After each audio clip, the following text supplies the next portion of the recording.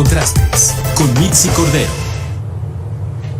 Vamos directamente a los contrastes, porque pues si bien este tema tan importante, porque nos afecta a todos, también hay un discurso muy plasmado, hay opiniones de los diferentes expertos y está lo que vive la ciudadanía, y es ahí donde tiene esta percepción todavía de sentirse inseguros. Esta tarde, para este espacio, vamos a platicar con mi invitado de este programa, Ricardo Márquez Blas, a quien agradezco estos minutos con Mega Noticias. Ricardo, consultor de seguridad pública. Ricardo, yo te voy a presentar una serie de entrevistas, una serie de información, de números, y tú me vas a decir lo que opinas, y abonando también a ese si coincides o no en esto que se aporta pues de manera oficial, pero también de los diferentes investigadores y también de los diferentes medios de comunicación. ¿Cómo te va, Ricardo? Muy buenas tardes. Buenas tardes. Primero saludarte a ti y a tu auditorio. Muchísimas gracias. A ver, iniciemos con una pregunta general.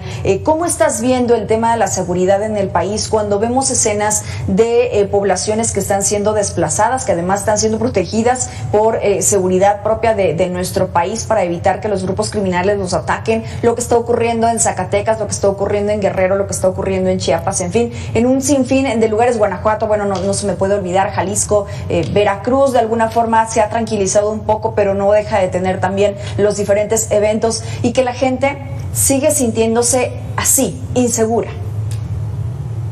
Bueno, todo parece indicar que estamos entrando en una etapa de mucha mayor complejidad en el tema de seguridad, pero también de mucha mayor gravedad. Esto a pesar de lo que dicen, o de manera consistente con lo que dicen las cifras oficiales. Por ejemplo, en el caso de los homicidios, si bien tenemos una baja en los últimos 5 meses, la baja empezó en septiembre del año pasado a registrarse. Cuando comparamos en un periodo más grande, de los 37, 38 meses que se tienen contabilizados, la diferencia, el aumento de los homicidios dolosos es del 25%.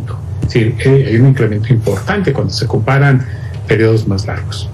Ahora, en tema de los delitos federales que se menciona, si bien comparado en diciembre de 2018 con los últimos datos de enero de 2021, hay una reducción del 41%.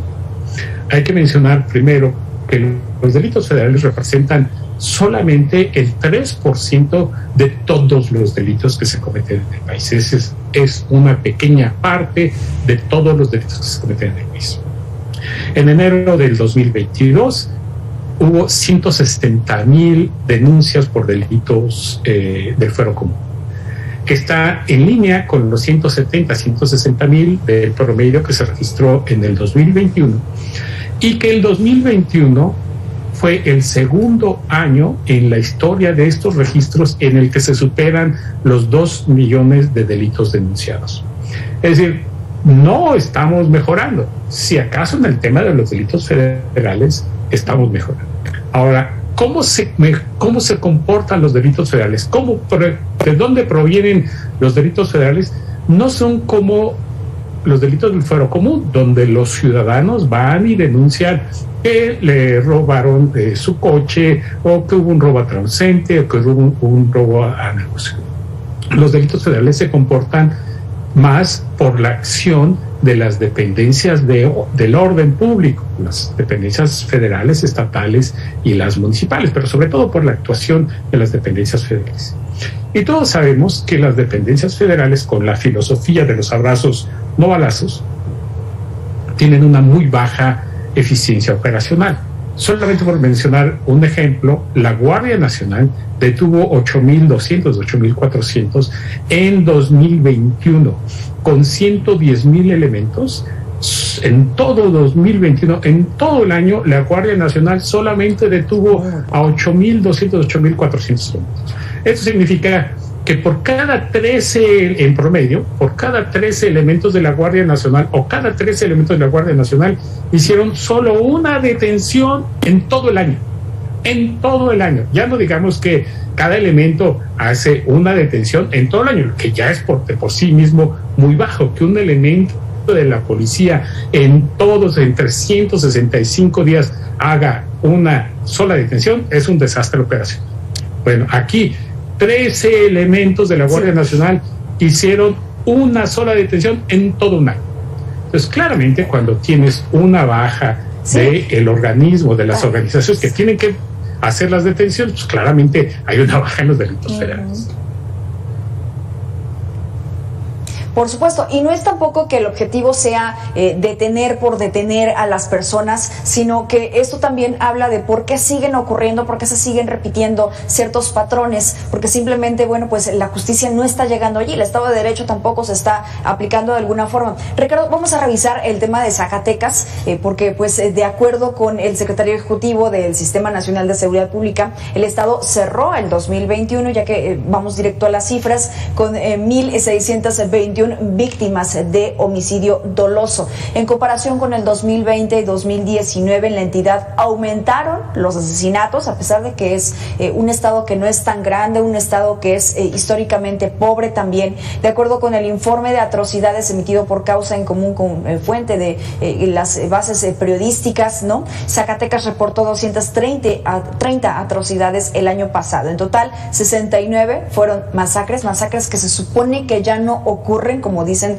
desde la autoridad federal. La tortura reportó 45 casos, mutilación y descuartizamientos fueron 35 hechos, fosas 21 y el asesinato a menores y adolescentes 18 casos. Que particularmente menores y adolescentes también es otro de los asuntos bien preocupantes que está ocurriendo en nuestro país, Ricardo.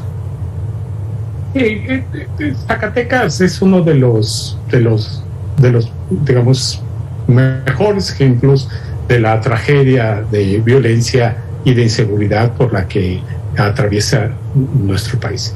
Y es no solamente por el número de homicidios, sino también por el control territorial y el control de actividades económicas que está teniendo las organizaciones del crimen organizado. Otro de los mejores ejemplos es lo que está sucediendo también en Michoacán, donde una vez que las organizaciones del crimen organizado tienen control territorial, el siguiente paso es tener control de la representación política, pero también extraer rentas de las actividades económicas y del patrimonio de los individuos. Por eso se han apropiado también y han puesto impuestos, extorsiones sobre la producción y la comercialización de aguacates y de limones, o lo que está sucediendo en Baja California, donde la penetración del crimen organizado en el proceso económico de la pesca es tan impresionante que prácticamente dominan ese proceso económico y se están apropiando de las rentas de esa actividad económica. Ya sin hablar, digamos, de las extorsiones del cobro de piso que imponen a quienes radican en esas áreas. Sí, actualmente los grupos criminales ya no solamente se enfocan a las actividades como tal del tráfico de armas o incluso de armas, drogas e incluso de personas. Ahora también han expandido sus negocios, y a donde hacen este cobro de piso, te pido, Ricardo, que nos quedemos con esta idea, porque vamos al corte y que hablemos acerca de eso, de cómo se ha extendido y cómo esta mancha del crimen organizado se ha ido extendiendo cada vez más en territorio mexicano y en las diferentes actividades. Hacemos una pausa, Ricardo, no te vayas, estamos hablando precisamente de temas de seguridad aquí en Mega Noticias. Hacemos el corte y regresamos.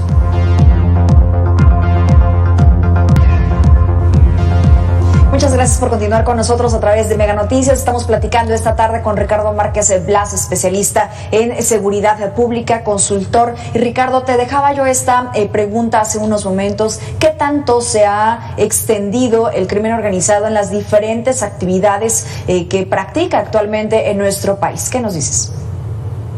El modelo de negocios de crimen organizado ha evolucionado, y de ser, digamos, un modelo de negocios encargado bastante, de traslado y comercialización principalmente el traslado de drogas ilegales, se ha expandido hacia el desarrollo de mercado interno de consumo de drogas. Por eso México es un mercado donde el crecimiento en el consumo de drogas es un crecimiento importante, pero también se ha expandido a apropiarse de distintos mercados criminales. El mercado de robo de vehículos es un ejemplo, pero también se ha extendido hacia otras actividades de las economías locales y hacia la extracción de rentas de los patrimonios personales de quienes ahí residen.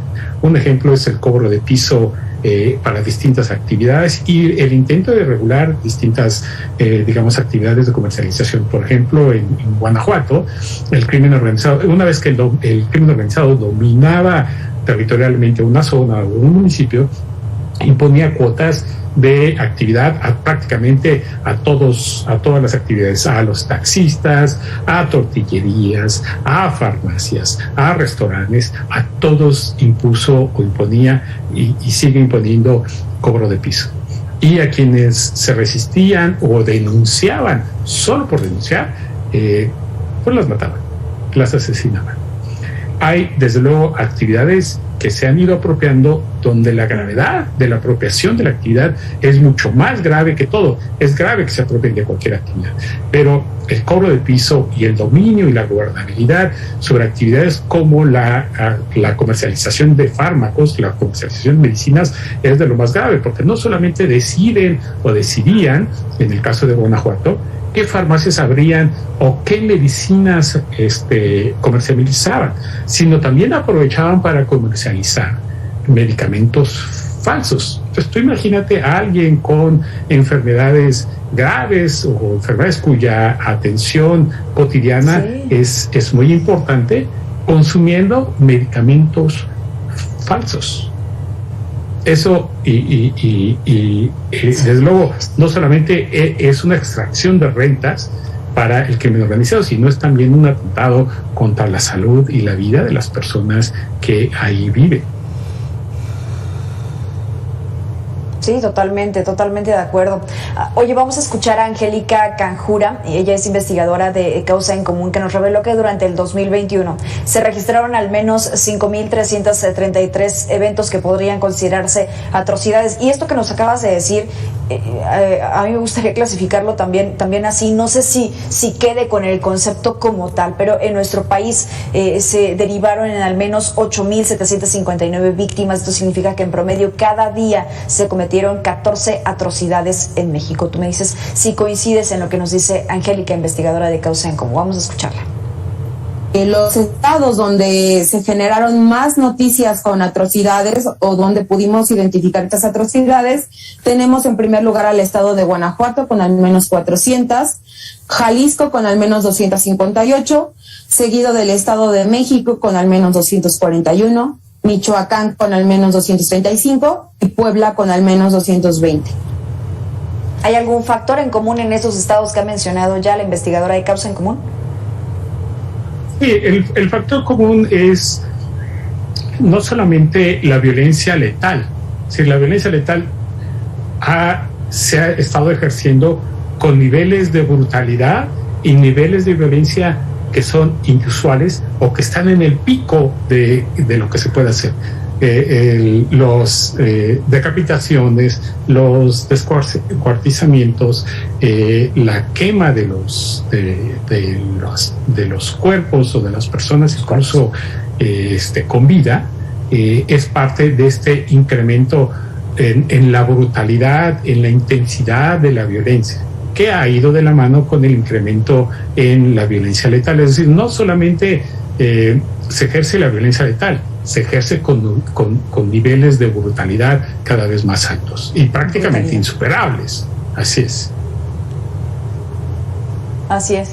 Oye, pero no solamente, y también nos lo dice Causa en Común, no solamente son todos estos actos a la gente en general, sino particularmente, por ejemplo, a defensores de derechos humanos, por ejemplo, a periodistas, por ejemplo, a niñas, a niños, a mujeres, particularmente ese tipo de situaciones los están como si se estuvieran clasificando, vamos. Esto también lo dice Causa en Común.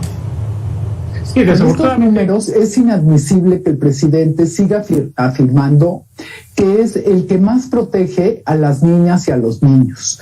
Nuestro conteo también sumó al menos 529 masacres, esas que dice el presidente que ya no tienen lugar en nuestro país. Nuestra prensa también ha registrado al menos 1,151 actos de tortura, lo cual también habrían desaparecido de nuestra realidad. Acabamos de escuchar a María Elena Morera. Perdón, Ricardo, ¿querías agregar algo? Y desafortunadamente el incremento de la violencia, además de ser generalizado, se concentra particularmente en aquellos segmentos de la población que son particularmente vulnerables. No es gratuito que en el 2021 se haya cerrado con niveles récord de feminicidios, de violencia en contra de las mujeres, de violaciones, literalmente violaciones. Violencia intrafamiliar. Y de violencia intrafamiliar, donde las principales víctimas son mujeres y menores de edad, niños y niñas. Entonces, sí, no es solamente el incremento de la violencia, sino que esta se ha concentrado en segmentos particularmente vulnerables, y entre ellos, desafortunadamente, el segmento de los periodistas. Así es.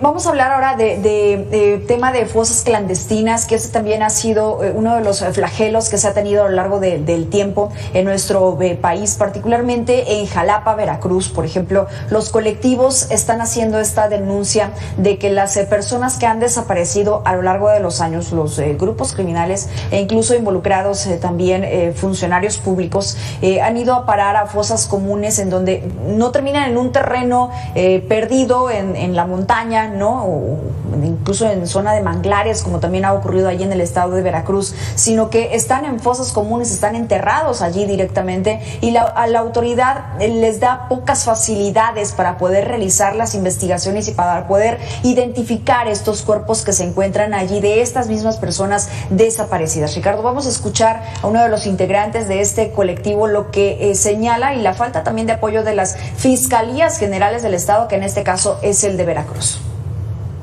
El caso del panteón del Chico, Palo Verde, el Chico, los panteones de Coatepec, de Cozautlán, y todos estos panteones que sabemos tienen fosas, y lo tenemos comprobado con documentación, y varios compañeros de ustedes me han acompañado a hacer esa inspección en los panteones. Entonces es una lentitud por parte de la fiscal. Esto es parte de las atrocidades. Quizá lo primero que había que mencionar es que en México estamos en niveles récord de personas desaparecidas y no localizadas. En los últimos 3 años se ha registrado niveles récord que no se había registrado en un periodo similar en el pasado. Es decir, estos 3 años son donde más personas desaparecidas y no localizadas se han registrado. Actualmente, si la memoria no me falla, el del 2021 se cerró con más de 95,000 personas desaparecidas, 59,000 de estas solo en estos 3 años de la actual administración. Nunca se habían registrado tantos, ni tanto se habían acumulado en solamente 3 años. Y ciertamente las capacidades de operación, de infraestructura y de recursos financieros que tiene tanto la Comisión Nacional de Búsqueda como las fiscalías estatales y las comisiones locales están muy por debajo de las necesidades y de la prioridad que debía darse a este tema tan lamentable, tan difícil de superar para las familias y tan triste para todos. Cuando mencionas sobre las cifras récord, y a pesar de que no existen todas las denuncias, a pesar de que dicen los grupos, los colectivos de búsqueda de personas desaparecidas, que la cantidad que maneja el gobierno federal de las desapariciones o las autoridades como tal es mucho menor al que realmente existe de desapariciones y personas no localizadas en nuestro país, que podría ser duplicado, triplicado o más. Sí, claramente este es uno de los delitos, como el delito del secuestro, que tiene un nivel muy alto, pero muy alto, de cifra negra, básicamente por falta de confianza en la autoridad. Bueno, y hemos visto cómo estos colectivos de búsqueda... Perdón, adelante, Mitzi, por favor. Uh-huh. Sí, de los colectivos de búsqueda se convierten en expertos, ¿no, Ricardo? Se convierten en expertos con un trabajo, desarrollando un trabajo que debería ser responsabilidad de la autoridad y que debería estar en la prioridad número uno o en las primeras prioridades de las autoridades que tienen a su cargo esta responsabilidad. Sí. Sí, así es. A ver, hablemos ahora del tema de la percepción de inseguridad que todavía tienen las ciudadanas y los ciudadanos. Veíamos imágenes, por ejemplo, en el caso particular de Zacatecas, de lo que está ocurriendo en Zacatecas, llegando muchos más elementos de la Guardia Nacional, llegando estos tanques blindados de las Fuerzas Armadas para poder darle esta certeza a la ciudadanía de que se está haciendo algo por... ¿Es realmente así como se está sintiendo la ciudadanía? Porque en la última encuesta de percepción que el INEGI nos proporciona, pues la gente se sigue sintiendo exactamente igual que hace un año. No es así. Si mal no recuerdo, la última encuesta de percepción del INEGI, 98% de la capital, de quienes radican en la capital, sentían que era inseguro radicar en ese lugar, y más o menos lo mismo en el caso de Fresnillo, 98%. Es decir, casi todos consideran que radicar en Zacatecas es inseguro. Ahora, difícilmente la sola presencia de las fuerzas federales va a regresar por sí mismo la confianza de la ciudadanía. Mucho menos si esta presencia y las actividades que llevan a cabo las fuerzas federales se limitan a tratar de que los ciudadanos salven la vida y dejen detrás de sí toda la vida que han desarrollado en distintas partes del país, en este caso en Zacatecas. La actividad que ha desarrollado la autoridad es proteger la vida de los ciudadanos, lo que significa que la autoridad le está diciendo, si quieren salvar la vida, váyanse de aquí. Pero los ciudadanos han hecho toda su vida ahí, han comprado terrenos, han construido casas, han establecido sus vínculos, sus relaciones sociales, ahí están sus amistades, ahí están sus pasados, ahí están enterrados sus muertos. Y lo que la autoridad les está dando, en lugar de garantizarles su seguridad y el desarrollo de sus actividades productivas, porque seguramente desarrollan un conjunto de acciones productivas, lo que la autoridad le está diciendo es que si ustedes quieren conservar la vida, pues yo les ayudo a huir, pero no me pidan que enfrente yo a los delincuentes, no me pidan que enfrente yo al crimen organizado, que es el causante de esta situación. Yo les ayudo a huir, si es que eso quieren. Complicado, bien complicado este asunto, sobre todo porque efectivamente no les dan una solución para poder quedarse en su tierra, para poder protegerlos, que además es su derecho, sino para que se vayan, porque simplemente no van a actuar. Ya nada más para cerrar esta entrevista, esta charla contigo, Ricardo, ¿cómo calificarías el actuar de la Guardia Nacional? Es muy pobre el actuar de la Guardia Nacional. Ya mencionaba yo en su informe del 2021, con 110,000 elementos hicieron 8,200, 8,400 detenciones, lo que significa que en todo el año, en promedio, 13 elementos de la Guardia Nacional hicieron una sola detención. Sí. En términos de operación policial, en términos de desempeño y de eficiencia policial, es absolutamente pobre, y en mi opinión, la gran mayoría de las policías municipales que no cuentan con el sueldo, no cuentan con la infraestructura que cuenta la Guardia Nacional, tienen mejor desempeño operacional. Pues así, reprobados básicamente si fuera una calificación en un aula educativa. Ricardo Márquez Blas, muchas gracias por esos minutos con Mega Noticias. Siempre es un gusto poder escucharte, el conocimiento que tienes al respecto de seguridad. Muchas gracias. Un gusto, como siempre. Buenas tardes. Experto, consultor en seguridad pública. Vamos a la pausa y regresamos con más. No se vaya, está usted en Mega Noticias.